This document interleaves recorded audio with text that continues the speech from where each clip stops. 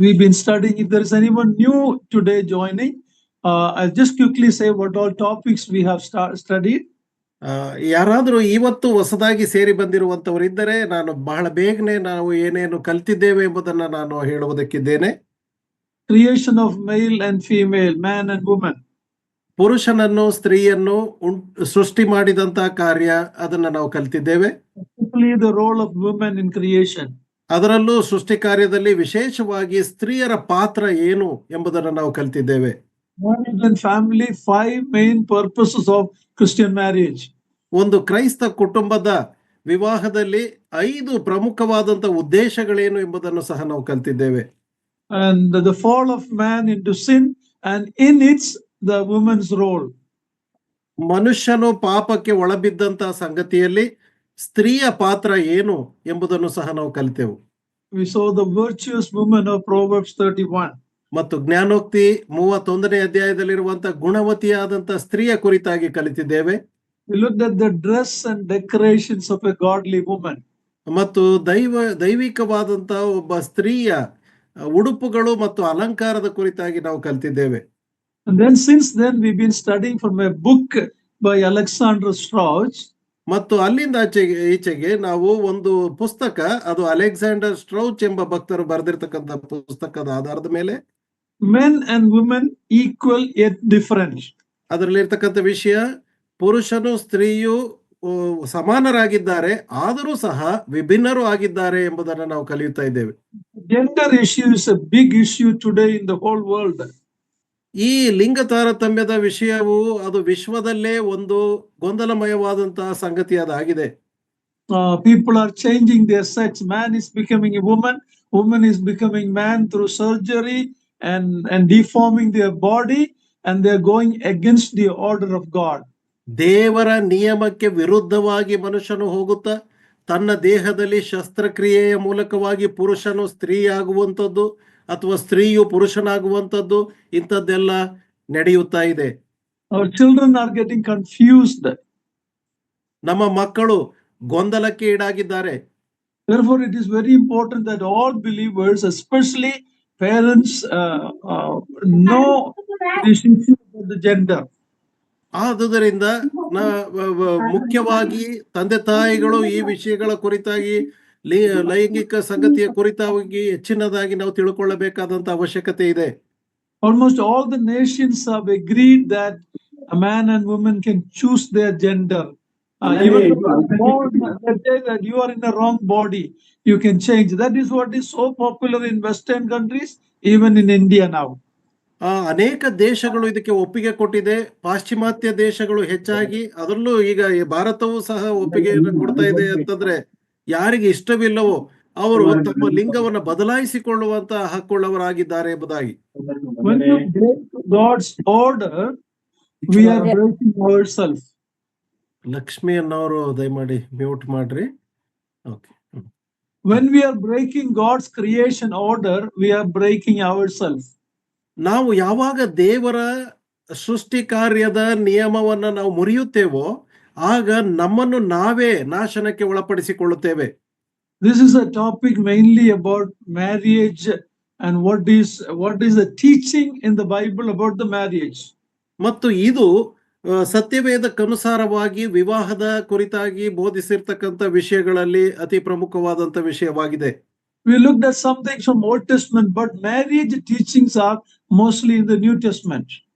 ಹಳೆ ಒಡಂಬಡಿಕೆಯ ಅನೇಕ ದೃಷ್ಟಾಂತಗಳನ್ನು ನೋಡಿದೆವು, ಆದರೆ ವಿವಾಹಕ್ಕೆ ಸಂಬಂಧಿಸಿದಂತ ಬೋಧನೆಯು ಹೊಸ ಒಡಂಬಡಿಕೆಯಲ್ಲಿ ಹೆಚ್ಚಾಗಿ ತಿಳಿಸಲ್ಪಟ್ಟಿದೆ. We looked at why Jesus had to come into the world as a man. ನಾವು ಕರ್ತನಾದ ಯೇಸು ಕ್ರಿಸ್ತನು ಈ ಲೋಕಕ್ಕೆ ಪುರುಷನಾಗಿಯೇ ಏಕೆ ಹುಟ್ಟಿ ಬಂದನು ಎಂಬುದನ್ನು ಕಲಿತುಕೊಂಡಿದ್ದೇವೆ. What was the need of that? ಮತ್ತು ಅದರ ಅವಶ್ಯಕತೆ ಏನಾಗಿತ್ತು ಎಂಬುದಾಗಿಯೂ ಸಹ ನಾವು ತಿಳ್ಕೊಂಡೆವು.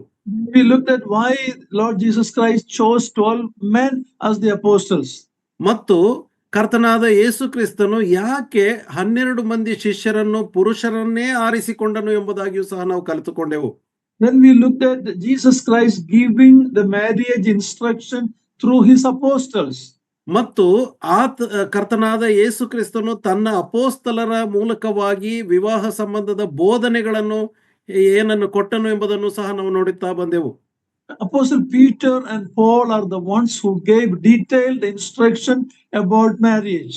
ವಿವಾಹದ ಕುರಿತಾಗಿ ಸವಿವರವಾಗಿ ತಿಳಿಸಿದವರಲ್ಲಿ ಅಪೋಸ್ತಲನಾದ ಪೇತ್ರನು ಹಾಗೂ ಅಪೋಸ್ತಲನಾದ ಪೌಲನು ಇಬ್ಬರು ಸಹ ಇದ್ದಾರೆ.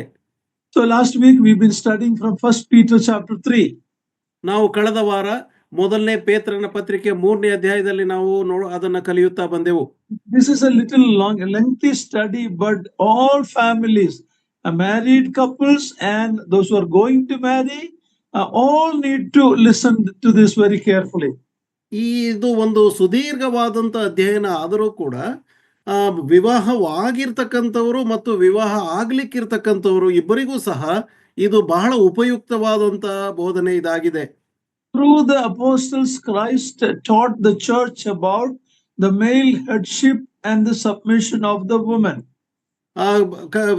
ಅಪೋಸ್ತಲರ ಮೂಲಕವಾಗಿ ಅವರ ಬೋಧನೆಯ ಮೂಲಕವಾಗಿ ಕರ್ತನಾದ ಯೇಸು ಕ್ರಿಸ್ತನ ಶಿರಸ್ಸು ಹಾಗೂ ಸಭೆಯು ಆತನ ಶರೀರವಾಗಿದೆ, ಆತನಿಗೆ ಅಧೀನವಾಗಿದೆ ಎಂಬುದನ್ನ ಸವಿವರವಾಗಿ ತಿಳಿಸಿಕೊಟ್ಟಿದ್ದಾರೆ. Same way in the marriage, the man is the head and the wife has to submit to the authority. ಹಾಗೆಯೇ ವಿವಾಹದಲ್ಲಿ ಪುರುಷನು ಶಿರಸ್ಸಾಗಿದ್ದಾನೆ ಮತ್ತು ಸ್ತ್ರೀಯು ಆತನ ಅಧೀನದಲ್ಲಿ ಶರೀರವಾಗಿ ಆಕೆಯು ಇದ್ದಾಳೆ. We saw that submission is a word that is hated by the feminist even among Christendom. ಕ್ರೈಸ್ತತ್ವದಲ್ಲಿಯೂ ಮತ್ತು ಸ್ತ್ರೀ ಸಮತ್ವವಾದಿಗಳಲ್ಲಿಯೂ ಹಾಗೆ ಮಾಡ್ತಕ್ಕಂಥ ಈ ಒಂದು ಸಂಗತಿ ಅಂದ್ರೆ ಅಧೀನತೆ ಎಂಬಂತ ಒಂದು ಸಂಗತಿಯನ್ನ ಅವರು ಹಾಗೆ ಮಾಡ್ತಕ್ಕಂಥದ್ದನ್ನ ನಾವು ಕಲಿತುಕೊಂಡಿದ್ದೇವೆ. Apostle Peter reminds us that submission is a godly virtue. ಆದರೆ ಅಪೋಸ್ತಲನಾದ ಪೇತ್ರನು ತಿಳಿಸುವ ಪ್ರಕಾರವಾಗಿ ಅಧೀನತೆ ಎಂಬತಕ್ಕಂಥದ್ದು ದೈವಿಕವಾದಂತ ಒಂದು ಗುಣಲಕ್ಷಣವಾಗಿದೆ. It's a beautiful virtue. ಅದು ಒಂದು ಸುಂದರವಾದಂತ ಸದ್ಗುಣವಾಗಿದೆ. The feminist and evangelical feminist will say it is mutual submission. Husband submit to wife, wife submit to husband. ಕ್ರೈಸ್ತರಲ್ಲಿ ಬರುವಂತ ಸ್ತ್ರೀ ಸಮತ್ವವಾದಿಗಳು ಹೇಳ್ತಕ್ಕಂಥದ್ದು ಪುರುಷನು ಗಂಡನು ಹೆಂಡತಿಗೆ ಅಧೀನದಲ್ಲಿರಬೇಕು ಮತ್ತು ಹೆಂಡತಿಯು ಪುರುಷನಿಗೆ ಅಧೀನದಲ್ಲಿರಬೇಕು, ಅದು ಸಮಾನತೆ ಇದೆ ಎಂಬುದಾಗಿ ಅವರು ತಿಳಿಸ್ತಾರೆ. But we looked at many cases in the Bible where there is an authority, the submission is always one-sided. ಆದರೆ ಸತ್ಯವೇದಕ್ಕನುಸಾರವಾಗಿ ನಾವು ನೋಡುವಾಗ ಅಧಿಕಾರಕ್ಕೆ ಒಳಗಾಗ್ತಕ್ಕಂಥದ್ದು ಯಾವಾಗಲೂ ಏಕಮುಖವಾಗಿದೆ, ಅದು ಸಮಾನತೆ ಇಲ್ಲ ಎಂಬುದಾಗಿ ನಾವು ಕಲಿತುಕೊಂಡಿದ್ದೇವೆ. The church, Christ doesn't submit to the church. Church submit to Christ. ಸಭೆಯು ಕ್ರಿಸ್ತನಿಗೆ ಅಧೀನದಲ್ಲಿರಬೇಕೇ ಹೊರತು ಕ್ರಿಸ್ತನು ಸಭೆಗೆ ಅಧೀನನಾಗಿರಬಾರದು. And there are a lot of authorities we looked at, it is always one-sided. ಮತ್ತು ಅನೇಕ ಅಧಿಕಾರಗಳ ಕುರಿತಾಗಿ ನಾವು ವಚನಗಳನ್ನು ನೋಡಿದೆವು, ಅದೆಲ್ಲವೂ ಕೂಡ ಏಕಮುಖವಾಗಿಯೇ ಇದೆ. And submission is an inner beauty of a woman, a wife, that is honorable in the sight of God. ಮತ್ತು ಅಧೀನತೆ ಎಂಬತಕ್ಕಂಥದ್ದು ದೇವರ ದೃಷ್ಟಿಯಲ್ಲಿ ಅದು ಬಹಳ ವಿಶೇಷವಾದದ್ದು, ಅತಿ ಪ್ರಮುಖವಾದದ್ದು ಆಗಿದೆ ಎಂಬುದನ್ನು ನಾವು ನೋಡಿದ್ದೇವೆ. Inner beauty of a woman. ಮತ್ತು ಒಬ್ಬ ಸ್ತ್ರೀಯ ಆಂತರಿಕ ಸೌಂದರ್ಯ ಅದು ಆಗಿದೆ ಎಂಬುದಾಗಿಯೂ ಸಹ ನೋಡಿದೆವು. A woman, a wife submit to the husband not because of fearing him but fearing God. ಒಬ್ಬ ಸ್ತ್ರೀಯು ಪುರುಷನಿಗೆ ಅಧೀನವಾಗಿ ಇರ್ತಕ್ಕಂಥ ಒಂದು ಸಂಗತಿ ಪುರುಷನಿಗೆ ಗಂಡನಿಗೆ ಹೆದರಿಕೊಂಡು ಎಂಬುದಾಗಿ ಅಲ್ಲ, ಆದರೆ ದೇವರಿಗೆ ಭಯಪಟ್ಟು ಇರುವಂತ ಒಂದು ಸಂಗತಿ ಅದಾಗಿದೆ. And because of her faith in God. ಮತ್ತು ದೇವರ ಮೇಲೆ ಇಟ್ಟಿರುವಂತ ನಂಬಿಕೆಯ ಆಧಾರದ ಮೇಲೆ ಹಾಗೆ ಅಧೀನತೆಯನ್ನು ತೋರಿಸುವವಳಾಗಿದ್ದಾಳೆ. Submission, is there any limit to submission? We were looking at while we were closing last week. ಕಳೆದ ವಾರ ನಾವು ಮುಕ್ತಾಯಕ್ಕೆ ಬರುವಾಗ ನಾವು ಎಷ್ಟು ಅಧೀನತೆಯನ್ನು ತೋರಿಸಬೇಕು, ಅದಕ್ಕೇನಾದ್ರೂ ಪರಿಮಿತಿ ಇದೆಯೋ ಎಂಬುದಾಗಿ ನಾವು ಆಲೋಚನೆ ಮಾಡ್ತಾ ಬಂದೆವು. We will look at that now. ಈಗ ಅದನ್ನ ನಾವು ನೋಡುವುದಕ್ಕಿದ್ದೇವೆ. Wife need not submit to the evil demands of a sinful husband. ಒಬ್ಬ ದುಷ್ಟ ಗಂಡನ ಪೈಶಾಚಿಕ ಬೇಡಿಕೆಗಳಿಗೆ ಒಳಗಾಗುವಂತದ್ದು ಒಬ್ಬ ಸ್ತ್ರೀಗೆ ಇರುವಂತದ್ದಾಗಿರುವುದಿಲ್ಲ. In the marriage relationship, ವಿವಾಹ ಸಂಬಂಧದಲ್ಲಿ I told you one of God's servants' wife told him at the first day of marriage, I am the suggestion, you are the decision. Remember, I told that last week. ಕಳೆದ ವಾರ ನಾನು ಹೇಳಿದೆ, ಒಬ್ಬ ದೇವರ ಸೇವಕರು ಹೇಳಿದಂತ ಮಾತು ತಮ್ಮ ಪತ್ನಿಗೆ ಪತ್ನಿಯು ತಮ್ಮ ಯಜಮಾನರಿಗೆ ಹೇಳಿದಂಥದ್ದು, ನಾನು ನಿನಗೆ ಅಧೀನನಾಗಿರ್ತೇನೆ, ನೀನು I am the suggestion, you are the decision. ಅಂದ್ರೆ ನಾನು ಸಲಹೆ ಕೊಡ್ತೇನೆ, ನಾನು ಸಲಹೆ ನೀಡುವವಳಾಗಿರ್ತೇನೆ, ತೀರ್ಮಾನ ನೀನು ಮಾಡುವಂತವನಾಗಿರು, ತೀರ್ಮಾನ ನಿನ್ನದಾಗಿರ್ಲಿ, ಸಲಹೆ ನನ್ನದಾಗಿರ್ಲಿ ಎಂಬುದಾಗಿ. So that is a beautiful expression that should be between a husband and wife. ಒಬ್ಬ ಪುರುಷ ಗಂಡ ಮತ್ತು ಹೆಂಡತಿಯರ ನಡುವೆ ಈ ರೀತಿಯಾದಂತಹ ಸುಂದರವಾದಂತಹ ಸಂಬಂಧ ಈ ರೀತಿಯಾಗಿರಬೇಕು. Should a wife submit to everything that the husband says?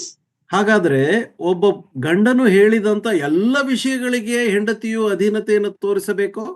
According to Matthew 18:15, ಮತ್ತಾಯನ ಸುವಾರ್ತೆ 18ನೇ ಅಧ್ಯಾಯ 15ನೇ ವಚನದ ಪ್ರಕಾರವಾಗಿ, when there is a sin, the wife can lovingly confront her husband. ಒಬ್ಬ ಸ್ತ್ರೀಯು ತನ್ನ ಯಜಮಾನನಿಗೆ ಕೆಲವು ವಿಷಯದಲ್ಲಿ ವಿಧೇಯಳಾಗಿ ಇರಬಹುದು ಎಂಬುದಾಗಿ ನಾವು ನೋಡ್ತೇವೆ. No. She can confront. If your brother sinned against you, you go and tell him. So that applies to the wife also. She can tell the husband that this is wrong. ಆತನು ತಪ್ಪು ಮಾಡುವಾಗ ಆಕೆಯು ಆತನ ತಪ್ಪನ್ನ ತಿಳಿಸಲು, ಒಬ್ಬ ಸಹೋದರನ ತಪ್ಪು ಮಾಡುವಾಗ ಹೇಗೆ ಆತನಿಗೆ ತಿಳಿಸಬಹುದು, ಹಾಗೆ ಆಕೆಯೂ ಸಹ ಆತನ ತಪ್ಪನ್ನು ತಿಳಿಸುವುದಕ್ಕೆ ಅವಕಾಶವಿದೆ. According to Colossians 3:16, if you are writing notes, write it. Colossians 3:16. Notes ಬರೆಯುವುದಾದರೆ ಕೊಲೊಸೆ ಪತ್ರಿಕೆ 3ನೇ ಅಧ್ಯಾಯ 16ನೇ ವಚನವನ್ನು ನೋಡ್ರಿ. She can admonish him. ಬುದ್ಧಿ ಹೇಳುವುದು, ಬುದ್ಧಿವಾದ. She can admonish him in things.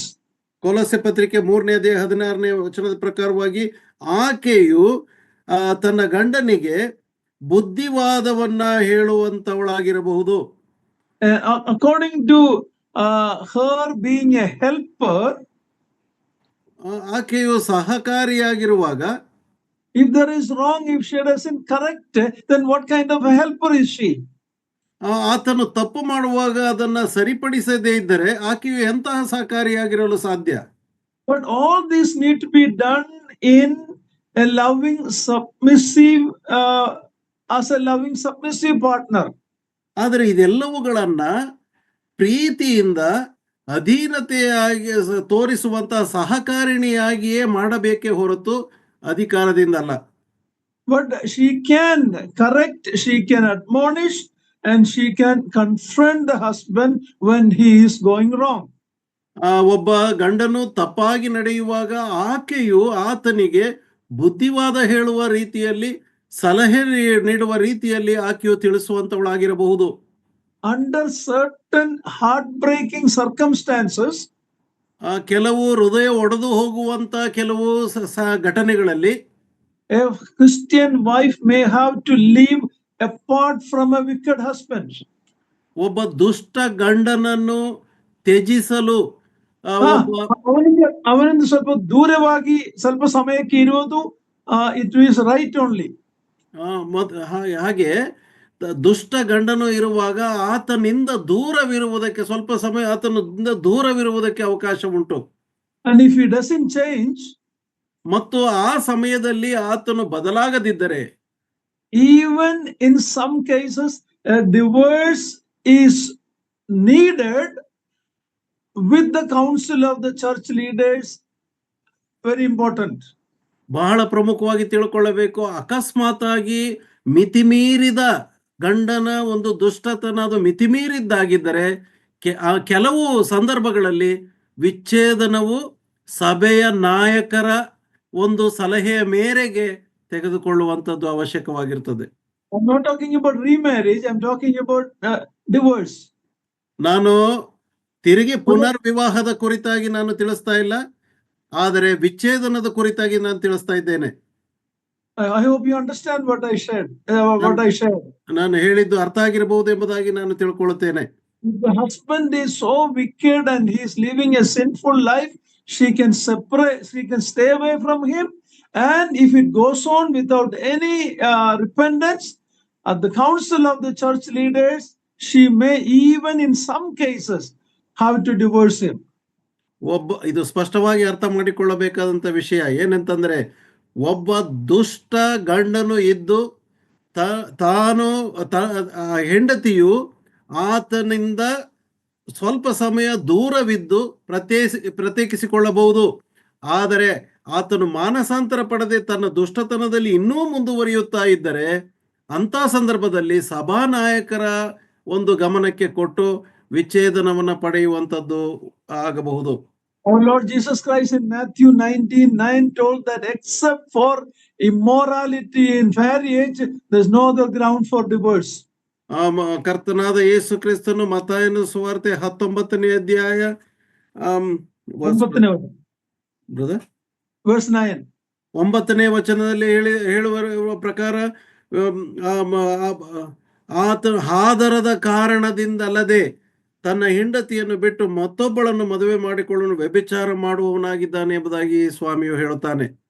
If a husband is maritally, morally unfaithful, ಒಬ್ಬ ಗಂಡನು ವಿವಾಹದಲ್ಲಿ ಆತನು ಅಪನಂಬಿಗಸ್ತನಾಗಿ ಆತನು ತಪ್ಪು ಮಾಡುವವನಾಗಿದ್ದರೆ, if he has affairs with other ladies, ಬೇರೆ ಸ್ತ್ರೀಯರೊಂದಿಗೆ ಆತನ ಒಂದು ಅನೈತಿಕ ಸಂಬಂಧ ಇರುವುದಾದರೆ, this wife could even have sexual diseases including HIV and AIDS if she allow him to stay with her.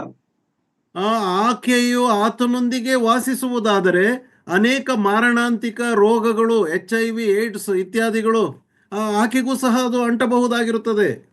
So submission between a God, it is not that a blind submission to everything the evil husband demands. ಆದುದರಿಂದ ಅಧೀನತೆ ಎಂಬುದಾಗಿ ಹೇಳುವಾಗ ಒಬ್ಬ ದುಷ್ಟ ಗಂಡನು ಹೇಳುವಂಥದ್ದಕ್ಕೆಲ್ಲ ವಿವೇಕವಿಲ್ಲದೆ ಅಧೀನರಾಗಿರ್ತಕ್ಕಂಥದ್ದಲ್ಲ. According to Apostle Peter, ಅಪೋಸ್ತಲನಾದ ಪೇತ್ರನ ಪ್ರಕಾರವಾಗಿ, a Christian wife, if she has an unbelieving husband, ಒಬ್ಬ ಕ್ರೈಸ್ತ ನಂಬಿಕೆ ಇರುವ ಹೆಂಡತಿಗೆ ಕ್ರೈಸ್ತ ನಂಬಿಕೆ ಇಲ್ಲದ ಗಂಡನು ಇರುವುದಾದರೆ, she has to behave differently than her husband. ಆಕೆಯ ಗಂಡನಿಗಿಂತ ವಿಭಿನ್ನವಾಗಿ ಆಕೆಯು ವರ್ತಿಸಬೇಕಾಗುತ್ತದೆ. She is to seek and lovingly persuade the husband to believe in Christ. ಬಹಳ ಪ್ರಾರ್ಥನಾ ಪೂರ್ವಕವಾಗಿ ಬಹಳ ನಂಬಿಕೆಯಿಂದ ಆಕೆಯು ತನ್ನ ಗುಣಲಕ್ಷಣ ತೋರಿ ಆತನನ್ನ ಉತ್ತೇಜನ ಪಡಿಸಿ ಆ ಕರ್ತನನ್ನು ನಂಬುವ ಹಾಗೆ ಮಾಡುವ ಸಲುವಾಗಿ. That is by Peter said, by your behavior, without a word, by your behavior he may be won. ಅದನ್ನೇ ಪೇತ್ರನು ಹೇಳುವಂಥದ್ದು, ಆಕೆಯ ನಡವಳಿಕೆಯಿಂದ, ಒಂದು ಮಾತನ್ನು ಆಡದೆ ನಡವಳಿಕೆಯ ಮೂಲಕವಾಗಿ ಆತನನ್ನು ಕ್ರಿಸ್ತ ನಂಬಿಕೆಗೆ ನಡೆಸಬಹುದು. I don't know if I told you, once a wife became a believer. ನಾನು ಇದನ್ನು ಹೇಳಿದ್ದೇನೋ ಏನೋ ಗೊತ್ತಿಲ್ಲ. ಒಂದು ಸಾರಿ ಒಬ್ಬ ಸ್ತ್ರೀಯು ವಿಶ್ವಾಸಿಯಾಗಿದ್ದಳು, but her husband was not saved. ಆದರೆ ಆಕೆಯ ಗಂಡನು ರಕ್ಷಣೆ ಹೊಂದಿರಲಿಲ್ಲ. In the house she began to put Bible verses in every room. ಆಕೆಯು ತನ್ನ ಮನೆಯಲ್ಲಿ ಎಲ್ಲಾ ಕೋಣೆಗಳಲ್ಲಿ ದೇವರ ವಾಕ್ಯಗಳನ್ನ, ವಚನಗಳನ್ನ ಹಾಕುತ್ತಾ ಬಂದಳು. The man got so fed up of this. ಇದನ್ನ ನೋಡಿದಾಗ ತನ್ನ ಆಕೆಯ ಗಂಡನಿಗೆ ಇದನ್ನು ನೋಡಿ ಸಹಿಸಲಾಗಲಿಲ್ಲ. Even in the bathroom, when he goes, there is a verse there. ಅಲ್ಲಿ ಒಂದು ಬಾತ್ರೂಮ್ಗೆ ಹೋದ್ರೆ ಅಲ್ಲಿಯೂ ಸಹ ಒಂದು ವಚನವನ್ನ ಹಾಕಿದ್ದಳಂತೆ. And still the man is not believing. ಆದರೂ ಸಹ ಗಂಡನು ವಾಕ್ಯದ ಆಧಾರದ ಮೇಲೆ ನಂಬಿಕೆಗೆ ಬರಲಿಲ್ಲ. So she went to a church leader and said, what should I do? I am doing everything to see him coming to the Lord. I put this everywhere, radio, Christian radio, video, everything I am putting, but he is not believing. ಆಕೆಯು ಸಭೆಯ ನಾಯಕರ ಬಳಿಗೆ ಹೋಗಿ, ನಾನೇನ್ ಮಾಡ್ಲಿ, ನಾನು ಎಲ್ಲ ಕಡೆ ದೇವರ ವಾಕ್ಯವನ್ನು ಹಚ್ಚಿದ್ದೇನೆ, ಆಡಿಯೋ ಹಾಕಿದ್ದೇನೆ, ವಿಡಿಯೋ ಹಾಕಿದ್ದೇನೆ, ಆದ್ರೂ ಸಹ ಅವನು ನಂಬುತ್ತಾ ಇಲ್ವಲ್ಲ, ನಾನೇನ್ ಮಾಡ್ಲಿ ಎಂಬುದಾಗಿ ಕೇಳಿಲ್ಲ ಅಂತೆ. And this God's servant said, that's the problem. Remove all of that and just start living a Christian wife's life. ಆಗ ಅವರು ನಾಯಕರು ಹೇಳಿದ್ರಂತೆ, ಸಭಾ ನಾಯಕರು, ಅದೇ ನೀನ್ ಮಾಡ್ತಾ ಇರೋ ತಪ್ಪು. ಮೊದಲನೇದಾಗಿ ಅದನ್ನೆಲ್ಲ ತೆಗೆದು ಹಾಕಿ ಒಬ್ಬ ನಿಜ ಕ್ರೈಸ್ತ ಸಹೋದರಿ ನಡ್ಕೊಳ್ಳುವ ಪ್ರಕಾರವಾಗಿ ನೀನು ನಡ್ಕೋ, ನಿನ್ನ ಜೀವಿತದಲ್ಲಿ ತೋರಿಸು ಎಂಬುದಾಗಿ ಹೇಳಿದ್ರಂತೆ. And the case says that much later he came to the Lord. ಆ ಒಂದು ಉದಾಹರಣೆಯಲ್ಲಿ ಹೇಳ್ತಾರೆ, ಆ ನಂತರವಾಗಿ ಆತನು ಸಹ ಕ್ರೈಸ್ತ ನಂಬಿಕೆಗೆ ಬಂದನು ಎಂಬುದಾಗಿ. What a practical. We wanted to force husbands or wife to believe, but better you live a Christian life that will impact the life partner. ನಾವು ಸಹಕಾರಿಯಾಗಿ ಬಂದಿರತಕ್ಕಂಥವರ ಜೊತೆಯಲ್ಲಿ ಬಲವಂತ ಮಾಡುವಂಥದ್ದಲ್ಲ, ಆದರೆ ಕ್ರೈಸ್ತ ನಡವಳಿಕೆಯ ಮೂಲಕವಾಗಿ ಬದಲಾವಣೆಯನ್ನು ತರಬಹುದು. Okay, so a believing wife and unbelieving husband. ಒಬ್ಬ ವಿಶ್ವಾಸ ಜೀವಿತದಲ್ಲಿರುವಂತ ಹೆಂಡತಿ ಇದ್ದು ಅವಿಶ್ವಾಸ ಇರತಕ್ಕಂಥ ಗಂಡನಿರುವುದಾದರೆ, remember Jesus Christ is her Lord, so her first loyalty should be to the Lord.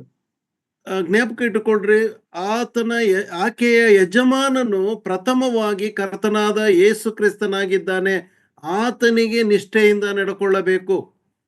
So it is her allegiance, her samarpane has to be first to the Lord. ಆದುದರಿಂದ ಆಕೆಯು ತನ್ನನ್ನು ಸಮರ್ಪಿಸಿಕೊಳ್ಳುವಾಗ ಮೊದಲನೇದಾಗಿ ಕರ್ತನಾದ ಯೇಸು ಕ್ರಿಸ್ತನಿಗೆ ಸಮರ್ಪಿಸಿಕೊಳ್ಳಬೇಕು. Don't be frightened by taking a stand, but be an example. ಹೆದರಿಕೊಂಡವಳಾಗಿ ಅಲ್ಲ, ಆದರೆ ಒಂದು ಮಾದರಿಯಾದಂತ ಉದಾಹರಣೆಯ ಜೀವಿತದಲ್ಲಿ. If there is physical abuse, continuing physical abuse, she has to seek help from the church leaders and her own family. ಅಕಸ್ಮಾತ್ ಆಗಿ ಆಕೆಗೆ ದೈಹಿಕವಾಗಿ ಅಥವಾ ಶಾರೀರಿಕವಾಗಿ ನಿಂದನೆ ಉಂಟಾಗುವಂತದ್ದಾಗಿದ್ದರೆ, ಹಿಂಸೆ ಉಂಟಾಗುತ್ತಾ ಇದ್ದರೆ, ಆಕೆಯು ಸಭಾ ನಾಯಕರ ಸಲಹೆಯನ್ನ ತೆಗೆದುಕೊಳ್ಳಬಹುದು. A believing wife can graciously and wisely refuse to worship his false god or his false doctrine. ಒಬ್ಬ ವಿಶ್ವಾಸಿ ಸ್ತ್ರೀಯ ಪುರುಷನ ಜೊತೆಯಲ್ಲಿ ವಾಸಿಸುವಾಗ ಆತನು ನಂಬಿರುವಂತ ಸುಳ್ಳಾದಂತ ಅಥವಾ ವಿಗ್ರಹ ದೇವರುಗಳನ್ನ ಆಕೆಯು ಆರಾಧಿಸಬೇಕಾಗಿರುವುದಿಲ್ಲ. This has to also apply to a believing husband with an unbelieving wife. ಇದು ಒಬ್ಬ ವಿಶ್ವಾಸ ಜೀವಿತದಲ್ಲಿರುವ ಪುರುಷನೊಂದಿಗೆ ಇರತಕ್ಕಂತ ಅವಿಶ್ವಾಸಿಯಾದಂತ ಸ್ತ್ರೀಗೂ ಸಹ ಇದು ಅನ್ವಯಿಸುತ್ತದೆ. There are cases of women who are very authoritative and rude and they don't allow the husband's faith. ಮತ್ತು ಕೆಲವರು ಸ್ತ್ರೀಯರು ಬಹಳ ಅಧಿಕಾರವುಳ್ಳವರಾಗಿ ಪುರುಷನ ನಂಬಿಕೆಗೆ ವಿರುದ್ಧವಾಗಿ ಇರುವಂತವರಾಗಿರುತ್ತಾರೆ. So it applies to both, but most cases it is the believing wife that we see. ಇದು ಅನೇಕ ಉದಾಹರಣೆಗಳನ್ನು ನಾವು ನೋಡಿದ್ದೇವೆ, ಆದರೆ ಅನೇಕ ಜೋಡಿಗಳಲ್ಲಿ ನಾವು ನೋಡುವಾಗ ವಿಶ್ವಾಸಿ ಸ್ತ್ರೀಯರಿಗೆ ಅವಿಶ್ವಾಸಿ ಪುರುಷನಿರುವಂತದ್ದೇ ಹೆಚ್ಚಿನದಾಗಿ ನಾವು ನೋಡ್ತೇವೆ. Recently I was in Hoskote teaching the word of God in a church. There are many women who are being beaten, suffering from the husband. Very few husbands in the church. Most of them are wives whose husbands are really abusing, or they are not believers, they are not coming, they are drunkards. ಪ್ರಿಯ ಸಹೋದರರು ಹೇಳುವ ಪ್ರಕಾರವಾಗಿ ಹೊಸಕೋಟೆ ಎಂಬ ಸ್ಥಳದಲ್ಲಿ ಅನೇಕ ವಿಶ್ವಾಸಿ ಸ್ತ್ರೀಯರು ಇರುವ ಸಂದರ್ಭದಲ್ಲಿ ಅವರನ್ನ ಮದುವೆಯಾಗಿರ್ತಕ್ಕಂಥ ಗಂಡಂದಿರು ಕುಡುಕರಾಗಿ ಬಹಳ ನಿಂದನೆ ಮಾಡುವಂತ, ಹಿಂಸಿಸುವಂತ ಯಜಮಾನರಾಗಿದ್ದಾರೆ. I know in Bangalore few assemblies where sisters are suffering. ನನಗೆ ಬೆಂಗಳೂರಿನಲ್ಲಿ ಇರ್ತಕ್ಕಂಥ ಅನೇಕ ಸಭೆಗಳು ನನಗೆ ಗೊತ್ತಿದೆ, ಎಲ್ಲಿ ಸಹೋದರಿಯರು ಕೆಲವರು ಹಿಂಸೆಗೆ ಒಳಗಾಗಿದ್ದಾರೆ. Okay, so the topic is how far should a wife submit? ಶೀರ್ಷಿಕೆ ನಾವು ಕಲಿತಾ ಇರುವ ವಿಷಯವೇನೆಂದರೆ, ಒಬ್ಬ ಸ್ತ್ರೀಯು ಎಷ್ಟರವರೆಗೆ ತನ್ನ ಯಜಮಾನನಿಗೆ ಅಧೀನಳಾಗಿರಬೇಕು. Okay. Secondly, ಎರಡನೇದಾಗಿ support submission with Old Testament scriptures. ಪೇತ್ರನು ಹಳೆ ಒಡಂಬಡಿಕೆಯ ವಚನಗಳ ಆಧಾರದ ಮೇಲೆ ಅಧೀನರಾಗಿರಬೇಕು ಎಂಬುದಾಗಿ ತಿಳಿಸುತ್ತಾನೆ. Peter is not teaching based on the prevailing culture of the early first century. ಪ್ರಾರಂಭಿಕವಾಗಿ ಮೊದಲನೇ ಶತಮಾನದಲ್ಲಿದ್ದಂತ ಸಾಮಾಜಿಕ ಸಂಪ್ರದಾಯಗಳ ಆಧಾರದ ಮೇಲೆ ಆತನು ಹೇಳಲಿಲ್ಲ. He tells of the godly wives of the Old Testament who trusted God and submitted to their husbands. ಹಳೆ ಒಡಂಬಡಿಕೆಯಲ್ಲಿ ದೇವರ ದೈವಿಕವಾದಂತಹ ಮಹಿಳೆಯರು ತಮ್ಮ ಯಜಮಾನರ ಮೇಲೆ ನಂಬಿಕೆಟ್ಟವರು ಅವರ ಕುರಿತಾಗಿ ಆತನು ಉದಾಹರಣೆಯ ಮೂಲಕವಾಗಿ ಮಾತನಾಡುತ್ತಾನೆ. They trusted God and submitted to their husbands. ಅವರೆಲ್ಲರೂ, ಆ ಸ್ತ್ರೀಯರೆಲ್ಲರೂ ದೇವರನ್ನ ನಂಬಿ ತಮ್ಮ ಯಜಮಾನರಿಗೆ ಅಧೀನರಾಗಿ ನಡ್ಕೊಂಡರು. Especially, he is singling out Sarah, how Abraham's wife. ಅದರಲ್ಲೂ ವಿಶೇಷವಾಗಿ ಸಾರಳ ಹೇಗೆ ಅಬ್ರಹಾಮನಿಗೆ ಉತ್ತಮವಾಗಿ ಆಕೆ ಅಧೀನಳಾಗಿ ನಡ್ಕೊಂಡಳು ಎಂಬುದನ್ನು ತಿಳಿಸುತ್ತಾನೆ. She obeyed and called him Lord. ಸಾರಳು ಆ ಅಬ್ರಹಾಮನಿಗೆ ಅಧೀನಳಾಗಿ ಆತನನ್ನು ಯಜಮಾನ ಎಂಬುದಾಗಿ ಕರೆದಳು. That was a term of respect and honor in that day. ಆ ದಿವಸಗಳಲ್ಲಿ ಅದು ಗೌರವಯುತವಾದಂತ ಒಂದು ಪದವಾಗಿ ಇತ್ತು. Even when Abraham asked her to lie about him, she being his sister, we see that she obeyed. ಅಬ್ರಹಾಮನು ತನ್ನ ಹೆಂಡತಿಯಾದ ಸಾರಳಿಗೆ ನನ್ನ ಕುರಿತಾಗಿ ನೀನು ನನ್ನ ತಂಗಿಯಾಗಬೇಕು ಎಂಬುದಾಗಿ ಹೇಳು ಎಂಬುದಾಗಿ ಹೇಳಿದರೂ ಸಹ ಅದಕ್ಕೂ ಸಹ ಅವಳು ವಿಧೇಯಳಾದಳು. I am not telling that all sisters should agree to the lie of the husband. I am not telling that, but she obeyed.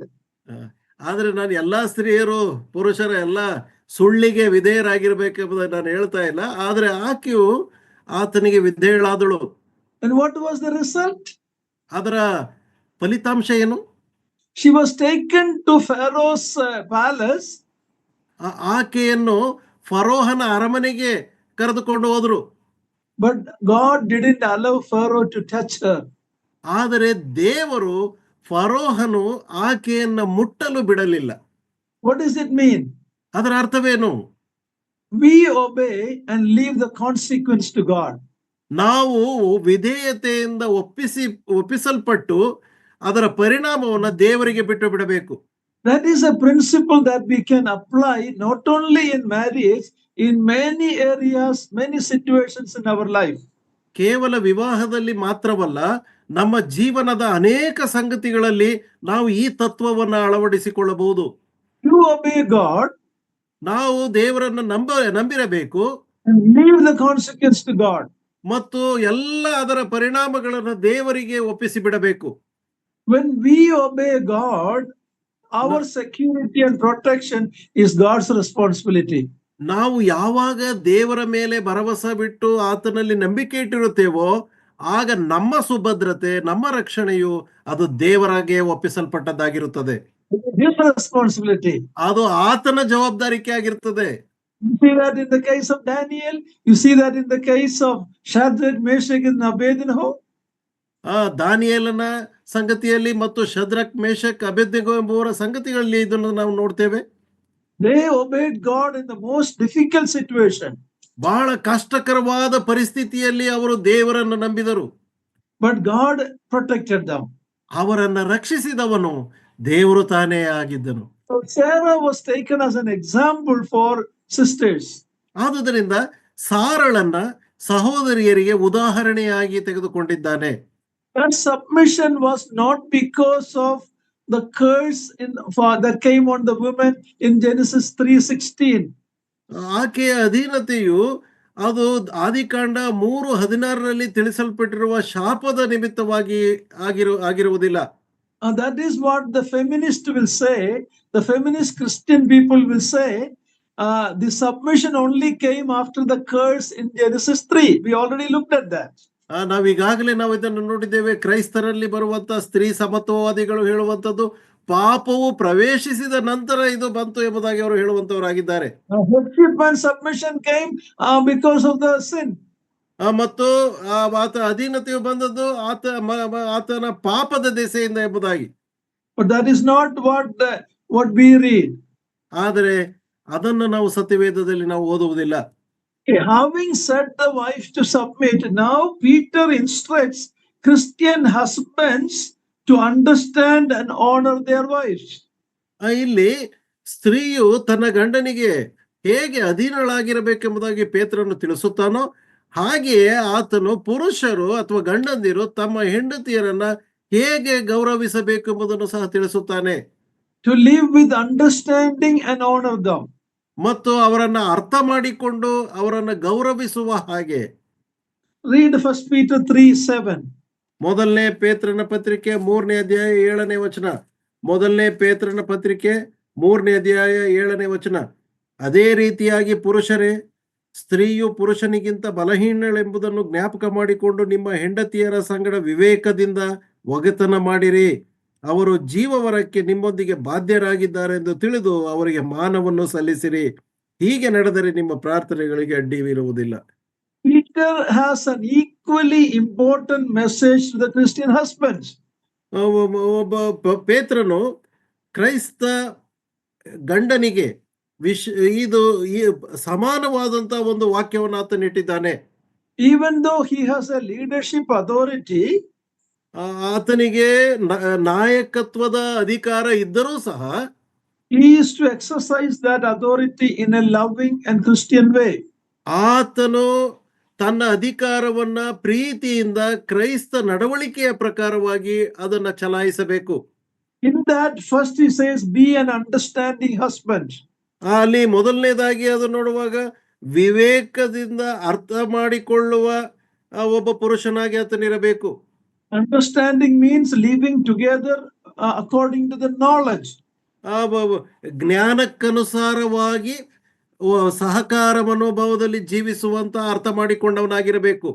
Living with a woman is something a man must learn how to do. ಒಬ್ಬ ಸ್ತ್ರೀಯ ಜೊತೆಯಲ್ಲಿ ಒಗೆತನ ಮಾಡುವಂತದ್ದನ್ನ ಒಬ್ಬ ಪುರುಷನು ಗಂಡನು ಆತನು ಚೆನ್ನಾಗಿ ತಿಳಿದವನಾಗಿರಬೇಕು. He should be a learner and a student of his wife in that sense.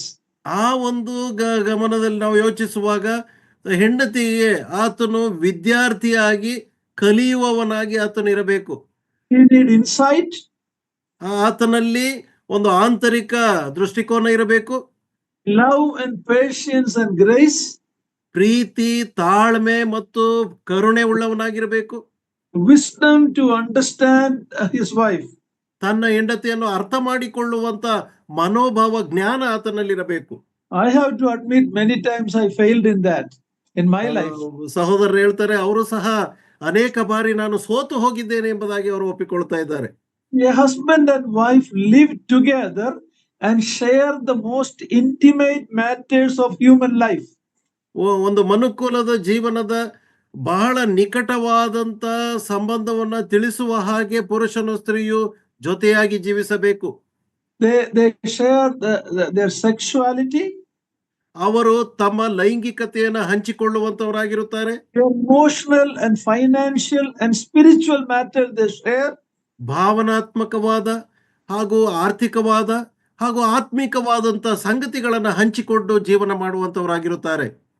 Live successfully in such a close intimate relationship. ಆ ರೀತಿ ಯಶಸ್ಸಿನಲ್ಲಿ ಒಬ್ಬರಿಗೊಬ್ಬರು ನಿಕಟವಾಗಿ ಜೀವಿಸುವಾಗ it takes a great deal of effort and wisdom.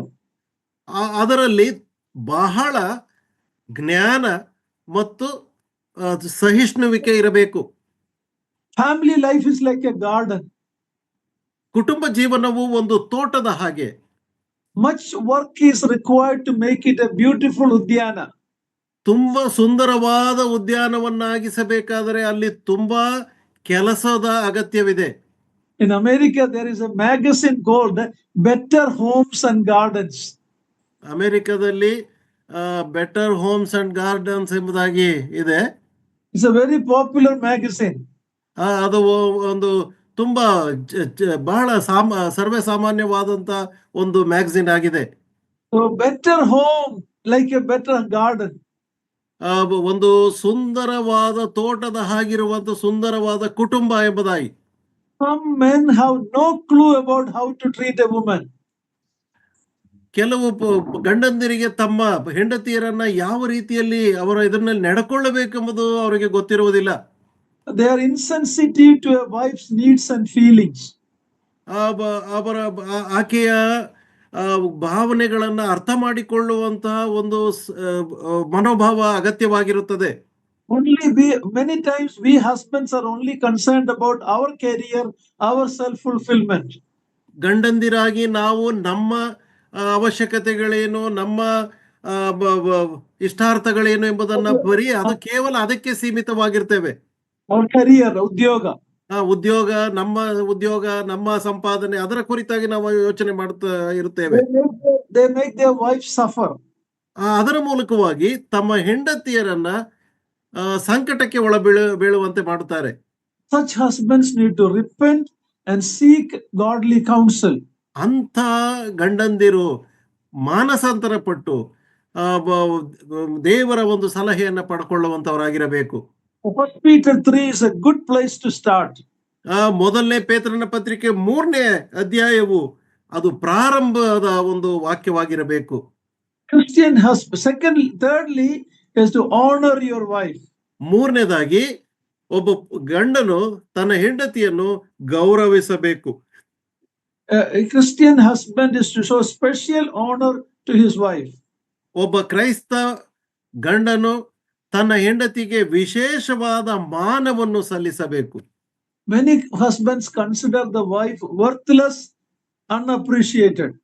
ಅನೇಕ ಗಂಡಂದಿರು ತಮ್ಮ ಹೆಂಡತಿಯರನ್ನು ಯಾವ ಪ್ರಯೋಜನವಿಲ್ಲದವಳು ಎಂಬುದಾಗಿ ಬಹಳ ಅಗೌರವದಿಂದ ಕಾಣುವಂತವರಿದ್ದಾರೆ. We take them for granted. ಮತ್ತು ಬಹಳ ಅಸಭ್ಯವಾಗಿ ನಡ್ಕೊಳ್ಳುವಂತವರಿದ್ದಾರೆ. We treat them many times like little children. ಕೆಲವು ಸಾರಿ ಅವರನ್ನ ಬಹಳ ಚಿಕ್ಕ ಮಕ್ಕಳು ಎಂಬುದಾಗಿ ಅಂದುಕೊಂಡು ಆ ರೀತಿಯಾಗಿ ಅವರನ್ನ ನಡೆಸಿಕೊಳ್ಳುವಂತವರಿದ್ದಾರೆ. The husband can neglect a wife. ಕೆಲವು ಸಾರಿ ತನ್ನ ಹೆಂಡತಿಯನ್ನ ತಿರಸ್ಕರಿಸಿ ಜೀವನ ಮಾಡತಕ್ಕಂಥವರಿದ್ದಾರೆ. That is not a Christian behavior, it's a pagan behavior. ಅದು ಕ್ರೈಸ್ತರ ಒಂದು ಲಕ್ಷಣವಲ್ಲ, ಅದು ಅವಿಶ್ವಾಸಿಗಳ ಒಂದು ಲಕ್ಷಣವಾಗಿದೆ. Tell that you are blessed because of her. Tell your wife. ನಿಮ್ಮ ಹೆಂಡತಿಗೆ ಹೇಳಬೇಕು, ಆಕೆಯ ನಿಮಿತ್ತವಾಗಿ ನಾನು ಆಶೀರ್ವಾದ ಹೊಂದಿದ್ದೇನೆ ಎಂಬುದಾಗಿ. And value her counsel and seek her correction. There's nothing wrong. ಆಕೆಯು ಕೊಡುವಂತ ಸಲಹೆಗಳನ್ನ ಸ್ವೀಕರಿಸುವಂತವನಾಗಿರ್ಬೇಕು ಮತ್ತು ಅದನ್ನ ಒಪ್ಪಿಕೊಳ್ಳುವಂತವನು ಸಹ ಆಗಿರಬೇಕು. ಅದರಲ್ಲಿ ಏನು ತಪ್ಪಿಲ್ಲ. I had a habit sometimes when I had problem with my wife. ಪ್ರಿಯ ಸಹೋದರರು ಹೇಳ್ತಾರೆ, ಅವರು ತಮ್ಮ ಪತ್ನಿಯ ಜೊತೆಯಲ್ಲಿ ಏನಾದರೂ ಒಂದು ಸಮಸ್ಯೆ ಬಂದಾಗ sometimes sitting together I couldn't sort it out. ಕೆಲವು ಸಾರಿ ಒಟ್ಟಾಗಿ ಕೂತು ಸಲಹೆ ಕೊಡುವಾಗ ಅದನ್ನ ತೆಗೆದುಕೊಳ್ಳಬೇಕೆಂಬುದಾಗಿ ಇಷ್ಟವಾಗ್ತಾ ಇರಲಿಲ್ಲ. You know what I did a few times? ಕೆಲವು ಸಾರಿ ಸಹೋದರ ಏನ್ ಮಾಡಿದ್ರಂತೆ ಗೊತ್ತಾ? I wrote a letter to her. ಪತ್ರವನ್ನ ಆಕೆಗೆ ಬರೆದು I said that you tell me what is my weakness and you tell me what you expect from me. ನನ್ನ ಬಲಹೀನತೆ ಏನು ಎಂಬುದನ್ನು ನೀನು ಹೇಳು ಮತ್ತು ನನ್ನಿಂದ ನೀನು ಏನು ಅಪೇಕ್ಷಿಸುತ್ತಿ ಎಂಬುದನ್ನು ಸಹ ನೀನು ಹೇಳು ಎಂಬುದಾಗಿ. Then I said, give me the freedom to tell you what is your weakness and what I expect from you. ಮತ್ತು ಅದೇ ಪ್ರಕಾರವಾಗಿ ನಿನ್ನ ಬಲಹೀನತೆ ಎಂಬುದನ್ನು ಸಹ ನಾನು ಹೇಳುವುದಕ್ಕೆ ಅವಕಾಶ ಕೊಡು ಮತ್ತು ನನ್ನಿಂದ ನಿನಗೆ ಏನು ಅಪೇಕ್ಷೆ ಇದೆ ಎಂಬುದನ್ನು ಸಹ ನಾನು ಹೇಳುವುದಕ್ಕೆ ಅವಕಾಶ ಕೊಡು ಎಂಬುದಾಗಿ ನಾನು ಕೇಳಿಕೊಂಡೆ. My wife was not much a writing person. She was not. ಪ್ರಿಯ ಸಹೋದರಿಯವರು ಆ ರೀತಿ ಬರಹದ ಮೂಲಕವಾಗಿ ಬರೆಯುವಂತವರಲ್ಲ. But when I sent that to her WhatsApp, okay, that what I wrote. ಬರೆದದ್ದನ್ನ ವಾಟ್ಸ್ಆಪ್ ಮೂಲಕವಾಗಿ ಪ್ರಿಯ ಸಹೋದರರು ತಮ್ಮ ಪತ್ನಿಗೆ ಕಳಿಸಿದಾಗ, I'm not telling you all to do that. You can sit and talk. That is the best thing. ಇದನ್ನ ನಾನು ನಿಮಗೆ ಮಾಡ್ರಿ ಎಂಬುದಾಗಿ ಹೇಳುವುದಕ್ಕಲ್ಲ, ನೀವು ಕೂತು ಮಾತನಾಡ್ರಿ. But in some cases, when we sit and talk, some conflicts will come. ಕೆಲವು ಸಾರಿ ನಾವು ಎದುರು ಬದುರು ಕೂತು ಮಾತನಾಡುವಾಗ ಕೆಲವು ಸಾರಿ ಜಗಳಗಳು ಉಂಟಾಗ್ತದೆ. Yeah, so in some cases you can write it, but write it asking for her to tell your weakness also. ಕೆಲವು ಸಾರಿ ಬರಹದ ಮೂಲಕವಾಗಿ ನೀವು ಕೇಳಿಕೊಳ್ಳಬಹುದು. ಹಾಗೆ ಮಾಡುವಾಗ ನಿಮ್ಮ ಬಲಹೀನತೆಯನ್ನು ಸಹ ಹೇಳುವ ಹಾಗೆ ಒಂದು ಅವಕಾಶವನ್ನ ಕೇಳಿಕೊಳ್ಳಬೇಕು. And you know, when I come home, she has already read my write-up and I seen a change in her. She is willing to sit and talk. ಆಗ ಮನೆಗೆ ಬಂದಾಗ ಅವರು ಅದನ್ನು ಓದಿಕೊಂಡು ಕೂತು ಮಾತನಾಡುವುದಕ್ಕೆ ಒಪ್ಪಿಕೊಂಡು ಮಾತನಾಡುವಂತ ಒಂದು ಸ್ಥಿತಿ ಬರ್ತಾ ಇತ್ತು. That communication, but we honor her, honor them. ಒಂದು ಸಂವಹನ ಅದು ನಡಿಬೇಕು, ಆದರೆ ಅದರಲ್ಲಿ ನಾವು ಅವರಿಗೆ ಗೌರವ ಮಾನವುಳ್ಳವರಾಗಿ ನಾವು ನಡ್ಕೊಳ್ಬೇಕು. You cannot ask my wife, she's already gone with the Lord. ಇದು ನಿಜನ ಸತ್ಯನ ತಿಳ್ಕೊಳ್ಳೋದಕ್ಕೆ ಪ್ರಿಯ ಸಹೋದರಿಯವ್ರನ್ನ ಇಲ್ಲ, ಅವರ ಕರ್ತನ ಬಳಿಯಲ್ಲಿ ಸುಖವಾಗಿದ್ದಾರೆ. You believe what I say. ಹೇಳಿದ್ದನ್ನ ನಂಬಬೇಕಷ್ಟೇ. What my point is, husbands need to live with understanding and honor the wife. ಇಲ್ಲಿ ಅಂಶ ಏನಂತಂದ್ರೆ, ಒಬ್ಬ ಪುರುಷನು ತನ್ನ ಹೆಂಡತಿಗೆ ಗೌರವಯುತವಾಗಿ ಅಥವಾ ಮಾನವನ್ನ ಸಲ್ಲಿಸುವ ಹಾಗೆ ನಡ್ಕೊಳ್ಳಬೇಕು. A godly wife is a gift from God. ದೈವಿಕವಾದಂತ ಒಬ್ಬ ಸ್ತ್ರೀಯು ದೇವರಿಂದ ಅನುಗ್ರಹಿಸಿದಂತ ಒಂದು ಬಹುಮಾನವಾಗಿದ್ದಾಳೆ. Proverbs 31:10 says, her worth is far above jewels. ಜ್ಞಾನೋಕ್ತಿ 31ನೇ ಅಧ್ಯಾಯ 10ನೇ ವಚನದಲ್ಲಿ ನಾವು ನೋಡ್ತೇವೆ ಏನಂತಂದ್ರೆ, ಅವಳ ಬೆಲೆ ಗುಣವತಿಯಾದ ಸತಿಯು ಎಲ್ಲಿ ಸಿಕ್ಕಳು, ಆಕೆ ಹವಳಕ್ಕಿಂತಲೂ ಬಹು ಅಮೂಲ್ಯಳು ಎಂಬುದಾಗಿ. Yeah, if we are lacking in it, maybe the husband's behavior will make her a virtuous woman. ಅದೇನಾದ್ರೂ ಕಡಿಮೆಯಾಗಿ ಕಂಡು ಬಂದಿದ್ದರೆ ಒಬ್ಬ ಪುರುಷನು ತನ್ನ ನಡವಳಿಕೆಯಿಂದ ಅದನ್ನ ಸರಿಪಡಿಸಬಹುದು. When I say all these things, don't think that I was a perfect husband. I had a lot of failures. ಇದನ್ನೆಲ್ಲ ಹೇಳುವಾಗ, ನಿಮಗೆ ಬೋಧಿಸುವಾಗ ನಾನು ಪರಿಪೂರ್ಣನು ಎಂಬುದಾಗಿ ಹೇಳಿಕೊಳ್ತಾ ಇಲ್ಲ, ಅನೇಕ ಸೋಲುವಿಕೆ ನನ್ನ ಜೀವಿತದಲ್ಲಿ ಇತ್ತು. In James chapter 3 verse 2, ಯಾಕೋಬನ ಪತ್ರಿಕೆ 3ನೇ ಅಧ್ಯಾಯ 2ನೇ ವಚನದಲ್ಲಿ James is telling that, brothers, we all fail in many things. ಯಾಕೋಬನು ಸಹೋದರಿಗೆ ಹೇಳ್ತಕ್ಕಂಥದ್ದು, ನಾವೆಲ್ಲರೂ ಅನೇಕ ವಿಷಯಗಳಲ್ಲಿ ನಾವು ಸೋತು ಹೋಗುತ್ತೇವೆ. Apostle James is including himself. ಅಪೊಸ್ತಲನಾದ ಯಾಕೋಬನು ತನ್ನನ್ನೂ ಒಳಗೊಂಡಂತೆ ಆತನು ಮಾಡುತ್ತಾನೆ. ನಾವೆಲ್ಲರೂ ಕೆಲವು ವಿಷಯಗಳಲ್ಲಿ ತಪ್ಪುವುದುಂಟು ಎಂಬುದಾಗಿ ಹೇಳ್ತಾನೆ. If the apostle can say like that, how about me and you? ಒಬ್ಬ ಅಪೋಸ್ತಲನು ಈ ರೀತಿಯಾಗಿ ತನ್ನನ್ನೇ ತಪ್ಪು ಮಾಡುತ್ತೇನೆ ಒಪ್ಪಿಕೊಳ್ಳುವಾಗ ನಿಮ್ಮ ಸಮಾಚಾರ ಇನ್ನೇನು? Brothers and sisters, husbands and wives, let us admit and correct our failures, that our family can be a beautiful garden. ನಮ್ಮ ಕುಟುಂಬವು ಸುಂದರವಾಗಿ ಇರುವ ಹಾಗೆ ಪ್ರಿಯ ಸಹೋದರ ಸಹೋದರಿಯರೇ, ನಮ್ಮ ತಪ್ಪುಗಳನ್ನ ಒಪ್ಪಿಕೊಂಡು ಮಾನಸಾಂತರ ಪಟ್ಟು ಅದನ್ನು ಬಿಟ್ಟು ಬಿಡಬೇಕು. Next, Peter is telling that wife is a weaker vessel. ಮುಂದಿನದಾಗಿ ಪೇತ್ರನು ಹೇಳ್ತಾ ಇದ್ದಾನೆ, ಸ್ತ್ರೀಯು ಬಲಹೀನಳು ಎಂಬುದನ್ನು ನೀವು ತಿಳಿದವರಾಗಿರಬೇಕು ಎಂಬುದಾಗಿ. In that sentence in Peter's epistle chapter 3, ಆ ಒಂದು ವಾಕ್ಯ ಮೊದಲನೇ ಪೇತ್ರನ ಪತ್ರಿಕೆ 3ನೇ ಅಧ್ಯಾಯದಲ್ಲಿ, it is not belittling a woman by calling her the weaker vessel. ಆಕೆಯು ಬಲಹೀನಳು ಎಂಬುದಾಗಿ ಹೇಳುವಾಗ ಆಕೆಯನ್ನ ಕೆಳಮಟ್ಟದ ಒಂದು ಹೇಳಿಕೆ ಅಲ್ಲ. Actually, the Kannada translation is very good. It's missing in Malayalam, okay?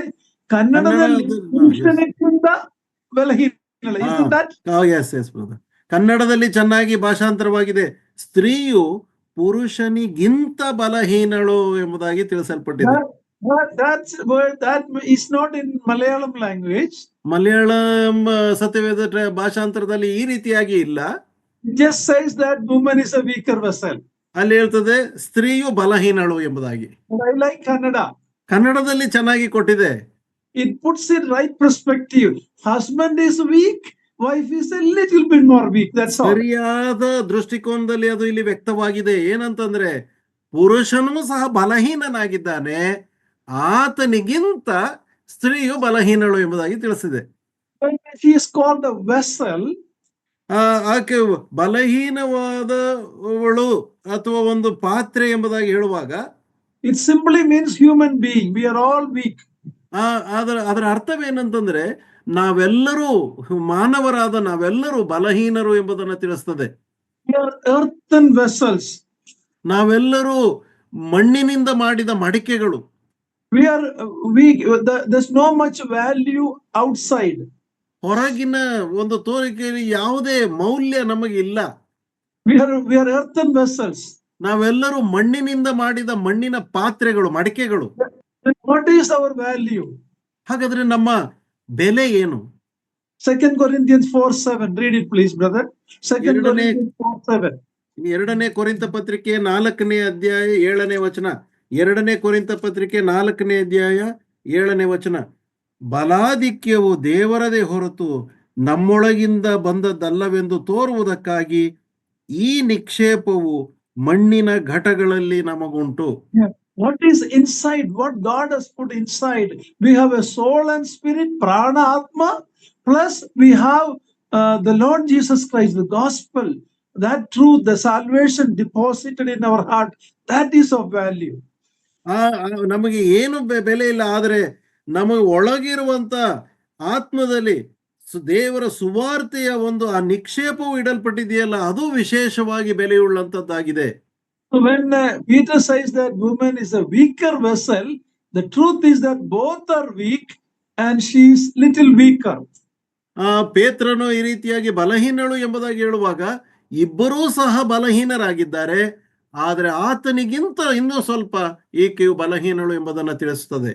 A husband should understand the difference of a man and woman and how understandingly live with the woman. ಒಬ್ಬ ಪುರುಷನು ತಮ್ಮ ಹೇಗೆ ಇಬ್ಬರು ಬಲಹೀನರು ಎಂಬುದನ್ನು ಅರ್ಥ ಮಾಡಿಕೊಂಡು ಮಾದರಿಯ ಒಂದು ಜೀವಿತವನ್ನ ಜೀವಿಸಬೇಕು. How to live with a female, with a woman. ಒಬ್ಬ ಸ್ತ್ರೀಯ ಜೊತೆಯಲ್ಲಿ ಹೇಗೆ ಜೀವನ ಮಾಡಬೇಕು ಎಂಬುದನ್ನು ತಿಳಿದವನಾಗಿ ಜೀವನ ಮಾಡಬೇಕು. Our young people, before getting married, they need biblical counseling in this area. ಈ ಒಂದು ಕ್ಷೇತ್ರದಲ್ಲಿ ನಮ್ಮ ಸಭೆಯ ಪುರುಷರು ವಿವಾಹವಾಗುವುದಕ್ಕಿಂತ ಮುಂಚಿತವಾಗಿ ಈ ಸತ್ಯವೇದದ ಸತ್ಯಾಂಶಗಳು ಅವರಿಗೆ ಬೋಧಿಸಲ್ಪಡಬೇಕು. There's a biblical counseling needed before marriage, both to man and woman, and many times it's lacking in our midst. ನಮ್ಮ ಸಭೆಗಳಲ್ಲಿ ಇದು ಕೊರತೆಯಾಗಿದೆ.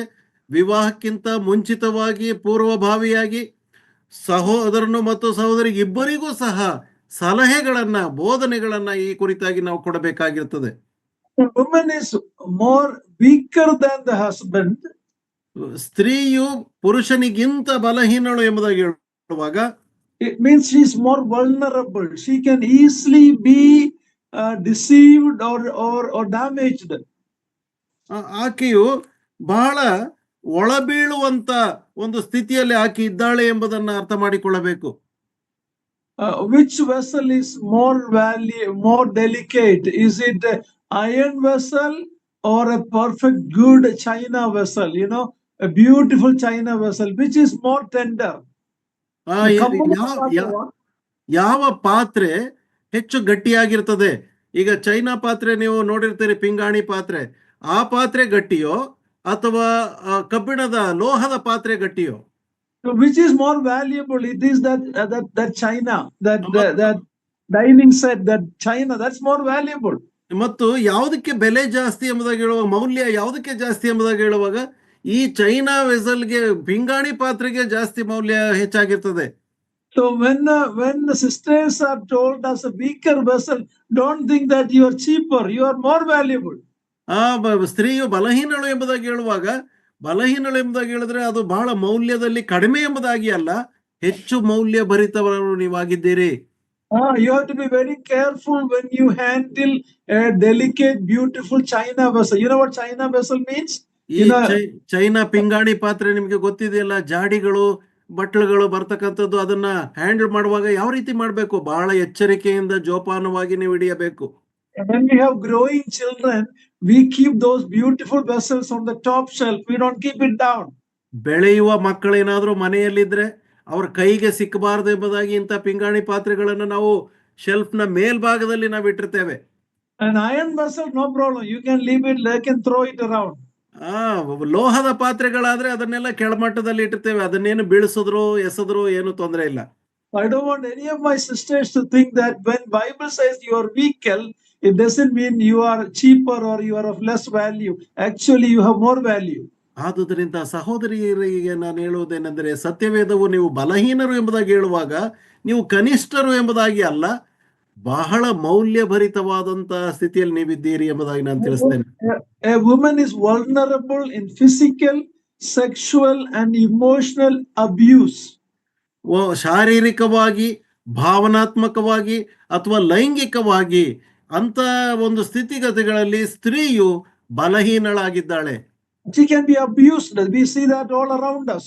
ನಾವು ಸುತ್ತಮುತ್ತಲು ನೋಡ್ತೇವೆ, ಅದಕ್ಕೆ ಒಳಬಿದ್ದು ಆಕೆಯು ಹಿಂಸೆಯನ್ನು ಅನುಭವಿಸುವಂತ ಒಂದು ಸ್ಥಿತಿಗೆ ಬೀಳುವಂತವಳಾಗಿರ್ತಾಳೆ. You go to any city in the world, you will see shelter home for abused ladies. ಅನೇಕ ಪಟ್ಟಣಗಳಲ್ಲಿ ನಾವು ನೋಡುವಾಗ ಇಂತಹ ಬಲಹೀನತೆಗೆ ಬಿದ್ದಂತ ಶೆಲ್ಟರ್ ಹೋಮ್ ಅಂದ್ರೆ ಅವರಿಗೆ ಆಶ್ರಯ ಕೊಡ್ತಕ್ಕಂತ ಮನೆಗಳನ್ನ ನಾವು ನೋಡ್ತೇವೆ. ಬಿಕಾಸ್ ಆಫ್ ಡೊಮೆಸ್ಟಿಕ್ ವೈಲೆನ್ಸ್, ಗೃಹ ಕೃತ್ಯಗಳಲ್ಲಿ ಉಂಟಾದಂತ ಹಿಂಸೆಯ ದೆಸೆಯಿಂದ. every Sunday I go to a shelter home where abused or rejected ladies are there. I go and share the word there. ನಾನು ಪ್ರತಿ ಭಾನುವಾರ ಇಂಥ ಒಂದು ಆಶ್ರಯ ಮನೆಗಳಿಗೆ ಹೋಗಿ ಎಲ್ಲಿ ಹಿಂಸೆ ಪಟ್ಟು ಬಾಧೆಗೊಳಗಾಗಿದ್ದಾರೋ ಅಂತಹ ಮಹಿಳೆಯರ ಮಧ್ಯದಲ್ಲಿ ಸುವಾರ್ತೆಯನ್ನು ಸಾರುವುದಕ್ಕೆ ಹೋಗ್ತೇನೆ. Very pain and a sad thing to see how much those women suffer. ಆ ಸ್ತ್ರೀಯರು ಅನುಭವಿಸಿದಂತ ಹಿಂಸೆ, ಅವರಿಗೆ ಉಂಟಾದಂತ ಆ ಕೆಟ್ಟ ಅನುಭವ, ಅದು ಬಹಳ ನೋವನ್ನು ತರುವಂತಹ ಸಂಗತಿ ಅದಾಗಿದೆ. Sometimes some of the sisters have burned on their face and their body because of throwing kerosene, or for dowry problems, the families, how they treated this woman. It's heartbreaking to see it. ಹೃದಯ ಒಡೆದು ಹೋಗುವಂತ ಕೆಲವು ಸ್ತ್ರೀಯರನ್ನು ನಾನು ನೋಡಿದ್ದೇನೆ. ಮುಖವೆಲ್ಲ ಸುಟ್ಟು ಹೋಗಿ ಸೀಮೆ ಎಣ್ಣೆ ಎರಚಿ ಬೆಂಕಿ ಹಚ್ಚಿ, ಅದ್ಯಾಕೆಂಬುದಾಗಿ ಹೇಳಿದ್ರೆ ವರದಕ್ಷಿಣೆ ಕೊಡದ ಕಾರಣ. So this is all happening. So women weaker means you have to be very careful.